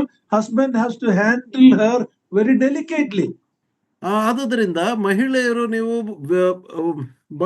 ಬಲಹೀನರು ಎಂಬುದಾಗಿ ನಿಮ್ಮ ಹೆಂಡತಿಯರನ್ನ ಕುರಿತಾಗಿ ಹೇಳುವಾಗ ಬಹಳ ಎಚ್ಚರಿಕೆಯಿಂದ ಅದನ್ನ ಕಾಪಾಡುವಂತವರು ಸಹ ಆಗಿರಬೇಕು. Well, there are some exceptions. Mostly it is physical. Man is more stronger physically, woman is little weaker physically. That is not accident, that is the design of the maker. ಆ ಸೃಷ್ಟಿಕರ್ತನು ಮಾಡಿರುವುದೇ ಹಾಗೆ. ಸ್ತ್ರೀಯು ಶಾರೀರಿಕವಾಗಿ ಬಲಹೀನಳಾಗಿದ್ದಾಳೆ ಪುರುಷನಿಗಿಂತಲೂ. There is exception like Manipuri, Mary Kom, the boxer. There are some differences, okay? There are some ladies like that. ಕೆಲವು ಬಹಳ ವಿಶೇಷತೆ ಇದೆ. ಕೆಲವು ಸ್ತ್ರೀಯರೇ ಬಲಶಾಲಿಗಳಾಗಿ ಇರುವಂತವರಾಗಿರುತ್ತಾರೆ. Mary Kom from Manipur, she is a boxer. She has muscles on her hand. ಮಣಿಪುರದಿಂದ ಮೇರಿ ಕೋಮ್ ಎಂಬುದಾಗಿ ಬರತಕ್ಕಂಥ ಸ್ತ್ರೀಯು ಸ್ನಾಯುಗಳಲ್ಲಿ ಬಲಶಾಲಿಯಾದಂತಹ ಸ್ನಾಯುಗಳನ್ನು ಹೊಂದಿದವಳಾಗಿದ್ದಾಳೆ. Muscles on both hands. ಎರಡೂ ಕೈಗಳಲ್ಲಿ ಆಕೆಯ ಸ್ನಾಯುಗಳು ಗಟ್ಟಿಯಾಗಿವೆ. But that is not the normal for why God created a woman. ಆದರೆ ಆ ರೀತಿಯಾಗಿ ಅದು ಸಾಮಾನ್ಯವಾಗಿ ಮಹಿಳೆಯರು ಹಾಗಿರಬೇಕೆಂಬುದಾಗಿ ದೇವರು ಉಂಟು ಮಾಡಲಿಲ್ಲ. That is not God designed for a woman to be a boxer or a wrestler. ಹಾಗೆ ಒಬ್ಬ ಮಹಿಳೆಯು ಆ ರೀತಿಯಾದಂತ ಕುಸ್ತಿಪಟು ಅಥವಾ ಬಾಕ್ಸರ್ ಆಗಿರಬೇಕೆಂಬುದಾಗಿ ಆತನು ಇಷ್ಟಪಡಲಿಲ್ಲ. God has created the body of woman softer and gentle because of two reasons. ದೇವರು ಒಬ್ಬ ಮಹಿಳೆಯ ಶರೀರವನ್ನ ಬಹಳ ಮೃದುವಾಗಿ ಮತ್ತು ಬಹಳ ಗೌರವಯುತವಾಗಿ ಆತನು ಉಂಟು ಮಾಡಿರುವುದು ಎರಡು ಕಾರಣಗಳ ದೆಸೆಯಿಂದ. One, she is a nurturer of the children. ಒಂದನೇದು, ಆಕೆಯು ತನ್ನ ಮಕ್ಕಳನ್ನ ಪೋಷಿಸುವಂತವಳಾಗಿರುವುದರಿಂದ. And secondly, you can read in Proverbs 5 and 1 Corinthians 7, it is for a mutual enjoyment. ಎರಡನೇ ಕಾರಣ ಎಂಬುದಾಗಿ ಹೇಳುವಾಗ ಅದು ಜ್ಞಾನೋಕ್ತಿ 5ನೇ ಅಧ್ಯಾಯ ಮತ್ತು 1ನೇ ಕೊರಿಂಥ 7ನೇ ಅಧ್ಯಾಯದಲ್ಲಿ ನೋಡುವ ಪ್ರಕಾರವಾಗಿ ಒಬ್ಬ ಪುರುಷನು ತನ್ನ ಸುಖವನ್ನು ಅನುಭವಿಸುವುದಕ್ಕೋಸ್ಕರವಾಗಿ. It is biblical. I'm not telling anything unholy, okay? ನಾನೇನು ಅಪವಿತ್ರವಾದದನ್ನು ಹೇಳ್ತಾ ಇಲ್ಲ, ಸತ್ಯವೇದಕ್ಕೆ ಅನುಸಾರವಾಗಿ ನಾನು ಹೇಳ್ತಾ ಇದ್ದೇನೆ. Husband, on the other hand, is normally physically stronger. ಪುರುಷನು ಇನ್ನೊಂದು ರೀತಿಯಲ್ಲಿ ಯೋಚಿಸುವಾಗ ಪುರುಷನು ಆತನು ಶಾರೀರಿಕವಾಗಿ ಬಲವುಳ್ಳವನಾಗಿದ್ದಾನೆ. Because he is created to work hard, sweat and take care of the family. ಯಾಕಂದ್ರೆ ಆತನು ದುಡಿಯಬೇಕು, ಕುಟುಂಬವನ್ನ ನಡೆಸುವುದಕ್ಕೋಸ್ಕರವಾಗಿ ಆತನು ಗಟ್ಟಿಯಾದಂತ ಕೆಲಸವನ್ನ ಮಾಡುವುದಕ್ಕಾಗಿ ಬಲಶಾಲಿಯಾಗಿದ್ದಾನೆ. To Christian husband must consider his wife's vulnerability and don't take advantage of her. ಒಬ್ಬ ಸ್ತ್ರೀಯು ತನ್ನ ಹೆಂಡತಿಯು ಒಳಗಾಗುವಂತವಳು ಬಲಹೀನಳು ಎಂಬುದಾಗಿ ತಿಳಿದು ಅದರ ಉಪಯೋಗವನ್ನು ಆತನು ಪಡೆಯುವಂತವನಾಗಿರಬಾರದು, ದುರುಪಯೋಗ ಮಾಡಬಾರದು. ದುರುಪಯೋಗ ಪಡೆಯಬಾರದು. Yes, Peter's remark doesn't mean that women have no strength or ability. She has her own unique ability and strength. ಆದುದರಿಂದ ಪೇತ್ರನು ಆಕೆ ಬಲಹೀನಳು ಎಂಬುದಾಗಿ ಹೇಳಿದ್ರೆ ಬಲಹೀನಳು ಎಂಬುದಾಗಿ ಅಲ್ಲ, ಆಕೆ ತನ್ನದೇ ಆದಂತ ಬಲವುಳ್ಳವಳು ಮತ್ತು ತನ್ನದೇ ವಿಶಿಷ್ಟವಾದ ಬಲಶಾಲಿಯ ಆಕೆ ಆಗಿದ್ದಾಳೆ ಎಂಬುದಾಗಿ ತಿಳಿಸ್ತಾ ಇದ್ದಾನೆ. So Peter is reminding a husband of woman's feminine nature.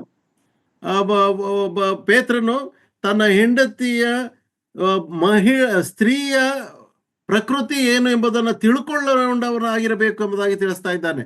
It has nothing to do with less value. It is a beautiful design of the designer God. ಅದು ಒಂದು ಕನಿಷ್ಠವಾದ ಮೌಲ್ಯ ಉಳ್ಳವಳು ಎಂಬುದಾಗಿ ಅಲ್ಲ, ತನ್ನನ್ನು ಸೃಷ್ಟಿ ಮಾಡಿದ ಸೃಷ್ಟಿಕರ್ತನ ವಿಶೇಷವಾದಂತ ಅದು ಆಕಾರ, ಆ ಒಂದು ಪ್ರಕೃತಿಯ ಅವಳದ್ದಾಗಿರುತ್ತದೆ. Secondly, it says she is equal in spiritual life. ಎರಡನೇದಾಗಿ ಹೇಳ್ತದೆ ಆಕೆಯು ಅವನೊಂದಿಗೆ ಆತ್ಮಿಕವಾಗಿ ಸಮಾನಳಾಗಿದ್ದಾಳೆ. He says in verse 7, she is a fellow heir of the grace of life.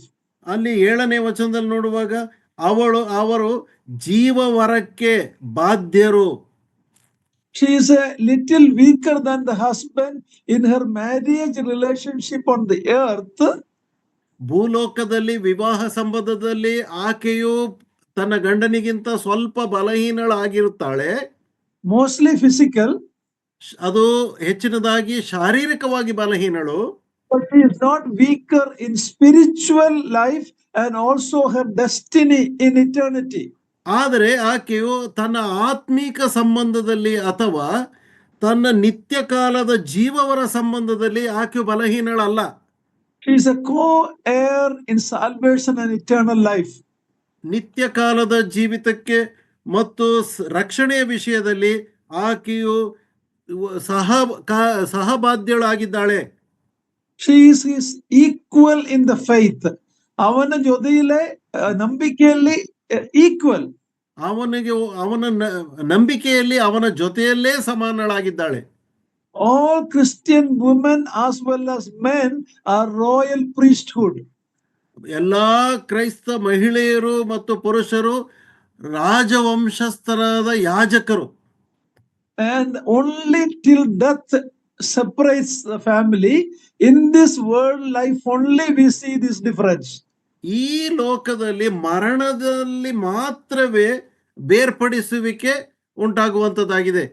Only till then this submission, headship role in the marriage God allowed. ಅಲ್ಲಿಯವರೆಗೆ ಮರಣದವರೆಗೆ ಮಾತ್ರವೇ ಯಜಮಾನದ ಅಥವಾ ನಾಯಕತ್ವದ ಒಂದು ಜವಾಬ್ದಾರಿ ದೇವರಿಂದ ನೇಮಿಸಲ್ಪಟ್ಟದ್ದಾಗಿರುತ್ತದೆ. ನಾಯಕತ್ವ ಮತ್ತು ವಿಧೇಯತ್ವ. It is only in the temporary married life in this world only. ಈ ಪ್ರಪಂಚದ ತಾತ್ಕಾಲಿಕ ಜೀವನದಲ್ಲಿ ಮಾತ್ರವೇ ಈ ನಾಯಕತ್ವ ಮತ್ತು ಅಧೀನತೆ ಇರುವಂತದ್ದಾಗಿದೆ. Then Peter reminds about the divine discipline that will come to the husband if he don't understand this. ಇದನ್ನ ಅರ್ಥ ಮಾಡಿಕೊಳ್ಳದೆ ಇದ್ರೆ ದೈವಿಕವಾದಂತ ಶಿಸ್ತು ಕ್ರಮದ ಕುರಿತಾಗಿ ಪೇತ್ರನು ಆನಂತರವಾಗಿ ತಿಳಿಸ್ತಾನೆ.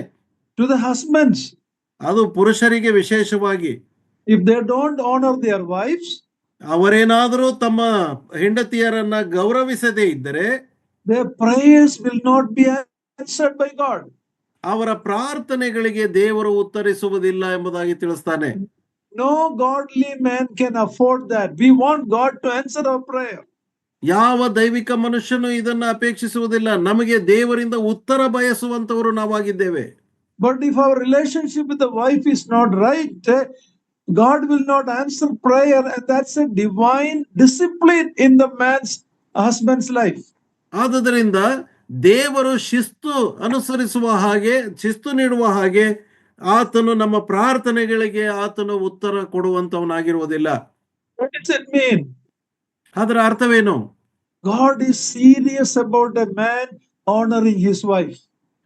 ದೇವರು ಒಬ್ಬ ಪುರುಷನು ತನ್ನ ಹೆಂಡತಿಯನ್ನು ಮಾನದಿಂದ ಗೌರವದಿಂದ ಕಾಣಬೇಕು ಎಂಬುದಾಗಿ ಗಂಭೀರತೆಯನ್ನು ತಿಳಿಸುವಾತನಾಗಿದ್ದಾನೆ. A Christian husband cannot treat his wife harshly and then act like a spiritual man. ಒಬ್ಬ ಗಂಡನು ತನ್ನ ಹೆಂಡತಿಯೊಂದಿಗೆ ಕಠೋರವಾಗಿ ನಡ್ಕೊಂಡು ಆಮೇಲೆ ಆತನು ಒಬ್ಬ ದೈವಿಕ ಪುರುಷನಾಗಿ ಇದ್ದೇನೆ ಎಂಬುದಾಗಿ ನಟಿಸುವುದನ್ನು ಒಪ್ಪಿಕೊಳ್ಳುವುದಿಲ್ಲ. God will not respond to such hypocritical prayers. ಇಂಥ ಕಪಟತ್ವದ ಪ್ರಾರ್ಥನೆಗಳನ್ನು ದೇವರು ಎಂದಿಗೂ ಸಹಿಸುವುದಿಲ್ಲ, ಕೇಳಿಸಿ ಉತ್ತರ ಕೊಡುವುದಿಲ್ಲ. We can treat our wife harshly at home and then immediately go to church and act like we are spiritual. ಮನೆಯಲ್ಲಿ ಹೆಂಡತಿಯರೊಂದಿಗೆ ಅಸಭ್ಯವಾಗಿ ಹಿಂಸಕನಾಗಿ ನಡೆದು ನಂತರ ತಕ್ಷಣದಲ್ಲೇ ಸಭೆಗೆ ಹೋಗಿ ಅಲ್ಲಿ ಬಹಳ ದೈವಿಕ ಪುರುಷನಾಗಿ ಕಾಣಿಸಿಕೊಳ್ಳುವುದನ್ನು ಒಪ್ಪಿಕೊಳ್ಳುವುದಿಲ್ಲ. We can fool people, we cannot fool God. ನಾವು ಜನರನ್ನು ಮೂರ್ಖರನ್ನಾಗಿಸಬಹುದೇ ಹೊರತು ದೇವರನ್ನು ಮೂರ್ಖನನ್ನಾಗಿ ಮಾಡಲು ಸಾಧ್ಯವಿಲ್ಲ. Today, as we conclude Peter's teaching instruction about marriage, next week we will go to Paul's teaching, and so much is there. What is Peter concluding? ನಾವು ಈಗ ಮುಕ್ತಾಯದಲ್ಲಿ ನಾವು ಪೇತ್ರನ ಕುರಿತಾದಂತ ಬೋಧನೆಯಲ್ಲಿ ನಾವು ಮುಕ್ತಾಯ ಮಾಡ್ತೇವೆ. ಮುಂದೆ ನಾವು ಪೌಲನ ಕುರಿತಾದ ವಿವಾಹ ಸಂಬಂಧದ ವಿಷಯವಾಗಿ ನಾವು ಕಲಿಯುವುದಕ್ಕಿದ್ದೇವೆ. So Peter is telling, inspired by the Holy Spirit, that in the Christian marriage life, the husband is the leader, the wife has to submit, but it is understanding each other. ಪೇತ್ರನು ಪವಿತ್ರಾತ್ಮನ ಪ್ರೇರಿತನಾಗಿ ಆತನು ಹೇಳುವುದೇನೆಂದರೆ, ವಿವಾಹದಲ್ಲಿ ಸ್ತ್ರೀ ಪುರುಷರು ಅವರು ಸಹಬಾಳ್ವೆ ಮಾಡಬೇಕು. ಇದರಲ್ಲಿ ಪುರುಷನು ಶಿರಸ್ಸಾಗಿದ್ದಾನೆ ಮತ್ತು ಸ್ತ್ರೀಯು ಅಧೀನಳಾಗಿದ್ದಾಳೆ. ಇದು ಇಬ್ಬರ ಒಂದು ಸಹಕಾರದೊಂದಿಗೆ ಅನುಸರಿಸುವವರಾಗಿ ಅವರು ನಡೆಯಬೇಕು ಎಂಬುದಾಗಿ. Husband takes that leadership in love. ಪುರುಷನು ತಾನು ಅಧಿಕಾರ ಮಾಡುವಂತದ್ದು ಪ್ರೀತಿಯಿಂದ ಮಾಡುವಂತವನಾಗಿದ್ದಾನೆ. The wife submit willingly and voluntarily. ಅದೇ ಪ್ರಕಾರವಾಗಿ ಸ್ತ್ರೀಯು ತನ್ನ ಗಂಡನಿಗೆ ಇಷ್ಟಪೂರ್ವಕವಾಗಿ ವಿಧೇಯತೆಯಿಂದ ಅಧೀನಳಾಗುತ್ತಾಳೆ. These are the teaching of our Lord through Apostle Peter. ಇದು ನಮ್ಮ ಕರ್ತನು ಅಪೋಸ್ತಲನಾದ ಪೇತ್ರನ ಮೂಲಕವಾಗಿ ನಮಗೆ ತಿಳಿಸಿದ್ದಾನೆ. Next week, Lord willing, we will look at Paul's teaching. ಮುಂದಿನ ವಾರ ಕರ್ತನ ಚಿತ್ತ ಬರುವುದಾದ್ರೆ ನಾವು ಪೌಲನ ಕುರಿತಾದ ವಿವಾಹ ಸಂಬಂಧದ ಬೋಧನೆಯನ್ನು ನಾವು ಕಲಿಯುವುದಕ್ಕಿದ್ದೇವೆ. Now again I remind that, like James says, we all fail in it, but God will give us, if we have the desire to build our home like an udyana, like a garden, we have to work hard on it and follow these instructions of the word of God. ಯಾಕೋಬನು ಹೇಳುವ ಪ್ರಕಾರವಾಗಿ ನಾವೆಲ್ಲರೂ ತಪ್ಪುವವರಾಗಿದ್ದೇವೆ, ಆದರೆ ನಮ್ಮ ಕುಟುಂಬವು ಒಂದು ಸುಂದರ ಉದ್ಯಾನವಾಗಬೇಕಾದ್ರೆ ದೇವರಿಂದ ಬಂದಂತ ಈ ಬೋಧನೆಯನ್ನ ನಾವು ಅನುಸರಿಸುವಂತವರಾಗಿರಬೇಕು. May the Lord help us to admit before God where I have failed, where we have failed, and ask the Lord to give us at least the rest of our family life, if you are still family, to live a God-honoring family life. ದೇವರು ಇಷ್ಟಪಡುವಂತ, ದೇವರಿಗೆ ಭಯಭಕ್ತಿ ಉಳ್ಳಂತ ಒಂದು ಕುಟುಂಬವಾಗಿರಬೇಕಾದ್ರೆ ನಾವೇನಾದ್ರೂ ಸೋತು ಹೋಗಿದ್ದರೆ ಅದನ್ನ ಮನವರಿಕೆ ಮಾಡಿ ಮಾನಸಾಂತರ ಪಟ್ಟು ಕ್ರಮಪಡಿಸಿಕೊಂಡು ದೇವರ ಒಂದು ಸುಂದರ ತೋಟವಾಗಿ ಲೋಕದಲ್ಲಿ ಕಾಣಿಸಿಕೊಳ್ಳುವ ಹಾಗೆ ಕುಟುಂಬ ಜೀವಿತವನ್ನ ಆಶೀರ್ವದಿಸಲ್ಪಡುವ ಹಾಗೆ. I had there is a note here about Matthew 19 where the Lord Jesus told about when he can divorce his wife. It is somebody has written it. It says that they're not confirming about a situation when a believing wife can divorce her faithful husband. What I was telling is, if there is an abuse that goes beyond control, according to the word of God, they can separately live for some time, hoping it will be taken care of by repentance. If not, in rare cases, there may be a need for divorce. And if anybody want to talk about that, they can call me, please. Don't misunderstand what I said. ಅರ್ಥವಾಗಿರಬಹುದು ಎಂಬುದಾಗಿ ನೆನೆಸ್ತೇನೆ. ಅಲ್ಲಿ ಒಬ್ಬರು ವಚನ ಹಾಕಿ ಇದರ ಪ್ರಕಾರವಾಗಿ ಏನು ವಿಚ್ಛೇದನದ ಕುರಿತಾಗಿ ಎಂಬುದಾಗಿ ಕೇಳಿದ್ದಾರೆ. ಅದು ತುಂಬ ಹಿಂಸೆ ಕೊಡುವಂತ ಗಂಡನಿದ್ದು ಹಿಂಸೆಯಿಂದ ತಪ್ಪಿಸಿಕೊಳ್ಳುವುದಕ್ಕೆ ಸ್ವಲ್ಪ ದೂರವಾಗಿರಬಹುದು. ಆದರೆ ಆ ಹಿಂಸೆಯು ಮಾನಸಾಂತರಕ್ಕೆ ಅವಕಾಶ ಕೊಟ್ಟ ಹಾಗೆ ಸ್ವಲ್ಪ ದೂರವಾಗಿರಬಹುದು. ಆದರೆ ಮಾನಸಾಂತರ ಹೊಂದದೆ ಇನ್ನೂ ಹಿಂಸಕನಾಗಿಯೇ ಮುಂದುವರಿಯುವುದಾದರೆ ಆಗ ಬೇಕಾದ್ರೆ ಸಭೆಯ ನಾಯಕರನ್ನ ಕೇಳಿ ಅದಕ್ಕೊಂದು ಅವಕಾಶವನ್ನು ನಾನು ಹೇಳ್ತಾ ಬಂದೆ. ಏನಾದರೂ ಇದರ ಕುರಿತಾಗಿ ಹೆಚ್ಚಿನ ಮಾತನಾಡುವುದು ಇದ್ದರೆ ದೂರವಾಣಿಯ ಮುಖಾಂತರವಾಗಿ ಸಹೋದರರ ಜೊತೆಯಲ್ಲಿ ನೀವು ಮಾತನಾಡಬಹುದು. Please call and I can clarify what I was teaching. ಇದನ್ನ ಏನು ನಾನು ಅದರ ಕುರಿತಾಗಿ ಸವಿವರವಾಗಿ ನಾನು ನಿಮಗೆ ದೂರವಾಣಿಯ ಮುಖಾಂತರವಾಗಿ ನಾನು ತಿಳಿಸ್ತೇನೆ. May the Lord's name be glorified. Thank you, Brother Sudhakar, also, and all those who have attended. May God bless you. ಸೇರಿ ಬಂದಿರತಕ್ಕಂಥ ಎಲ್ಲರನ್ನು ದೇವರು ಆಶೀರ್ವದಿಸಲಿ. ನಿಮ್ಮ ಅಮೂಲ್ಯ ಸಮಯವನ್ನ ದೇವರಿಗೋಸ್ಕರವಾಗಿ ನೀವು ವ್ಯಯ ಮಾಡಿದ್ದೀರಿ. ದೇವರು ನಿಮ್ಮನ್ನು ಹೇರಳವಾಗಿ ಆಶೀರ್ವದಿಸಿ ನಡೆಸಲಿ. ವಿಶೇಷವಾಗಿ ನಮ್ಮ ಮಧ್ಯದಲ್ಲಿ ದೇವರ ವಾಕ್ಯವನ್ನು ಸವಿವರವಾಗಿ ತಿಳಿಸಿಕೊಟ್ಟಂತ ಮತ್ತು ಈ ದಿನದ ಸಮಾಜದಲ್ಲಿಯೂ ಸಭೆಯಲ್ಲಿಯೂ ಕಂಡು ಬರಬೇಕಾದಂಥ ಒಬ್ಬ ಕ್ರೈಸ್ತ ವ್ಯಕ್ತಿಯ ಕುರಿತಾಗಿ ನಡ್ಕೊಳ್ಳಬೇಕಾದ ರೀತಿ ಏನೆಂಬುದನ್ನು ದೇವರ ವಾಕ್ಯದ ಮೂಲಕವಾಗಿ ತಿಳಿಸಿಕೊಟ್ಟಂತ ಪ್ರಿಯ ದೇವರ ಸೇವಕರಾದಂಥ ಸಹೋದರರಾದಂಥ ರಾಜು ಮ್ಯಾಥ್ಯೂರವರಿಗೆ, ಸೇರಿ ಬಂದಿರುವ ಎಲ್ಲರ ಪರವಾಗಿ, ನಮ್ಮ ಸಭೆಯ ಪರವಾಗಿ ನಾನು ವೈಯಕ್ತಿಕವಾಗಿ ಕೃತಜ್ಞತೆಯ ವಂದನೆಗಳನ್ನು ಸಲ್ಲಿಸುತ್ತೇನೆ. ಕ್ಲೋಸ್ ಮಾಡುವುದಕ್ಕೆ ಒಂದು ಸ್ಟೇಟ್ಮೆಂಟ್ ಕೂಡ ತಪ್ಪಾಗಿ ಯಾರು ತಿಳಿದುಕೊಳ್ಳಬಾರದು. Yes brother. What I was saying is, in some rare cases there can be divorce, but I'm not talking about remarriage.